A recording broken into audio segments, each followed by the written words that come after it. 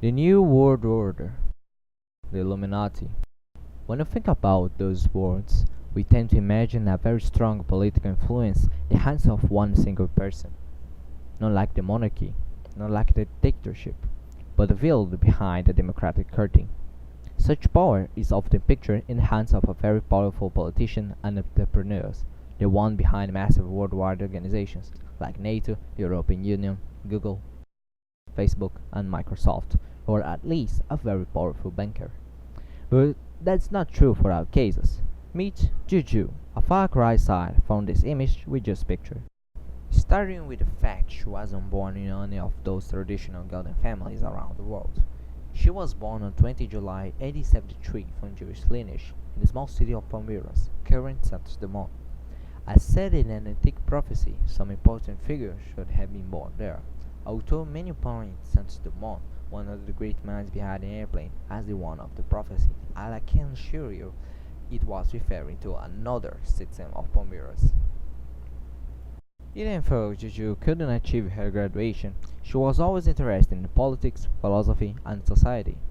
As most of people of her day and age, she spent most of her time working in the textile industry during the early 20s, taking part in several local work strikes.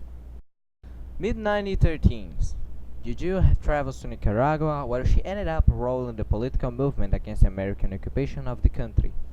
Hanging out with some guy named Augusto Sandino, after finally getting Uncle Sam out of Nicaragua and seeing Sandino turn out to be the nice guy she liked, she returns to Brazil, joining the integralist movement, granting for herself a nice and comfortable chair in the Congress. That until the fall of João Goulart and the start of Brazil's military dictatorship in March 31st, 1964. After being back to zero and tired of Brazil's repressive government, Juju flees to the United States. Trying some democracy, she meets Jimmy Carter and the Democratic Party, turning into main political assessor. In the early 90s, excited about Brazil's redemocratization, she fly back to Brazil to fund some guy's campaign. I guess his name was Collor. After that, it was the first time Juju had contact with the organization we know as the Illuminati, which seemed to have quite an interest in her political trajectory. Just after Collor's impeachment 2 years later, the Illuminati grants her a diplomatic chair in the Islamic Republic of Iran. From 1992 to 1995, where she leaves her cabinet due to Islam's pressure.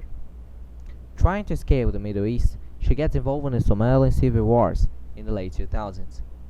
She finally gets back to Brazil, again to fund the campaign of Luiz Inácio Lula for president, who keeps her as a stake until 2009. During the 2008 crisis, Juju is very concerned about her earnings and treasures, keeping always an eye on what turned out to be the anarcho-capitalist movement. She used to chat a little about cryptocurrencies with Daniel Fraga and Rafael Hyde, getting more and more into the revolutionary idea. She had taught a lot from the fall of monarchies, the rise of republics, Nazism, communism, passed through the fears of the Cold War and feelings of terrorism, but now she had the light she needed to turn the table back in her favor. In 2015, Juju is summoned to support the rebels in Yemen's civil war, where she stays until 2016. The light seemed to turn dimmer and dimmer when Daniel's missing report in 2017 later relocated to the European Union to work as political assistant until past week. She never stopped reading authors like Mises and Rothbard.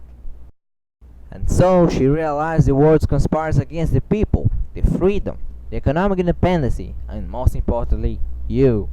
In 2020 there will be the next elections for the Illuminati leader. However, she needs your help not to only make America great again, but to make the world free and a better place to live, under freedom, equality, and truth. Juju counts on your donation.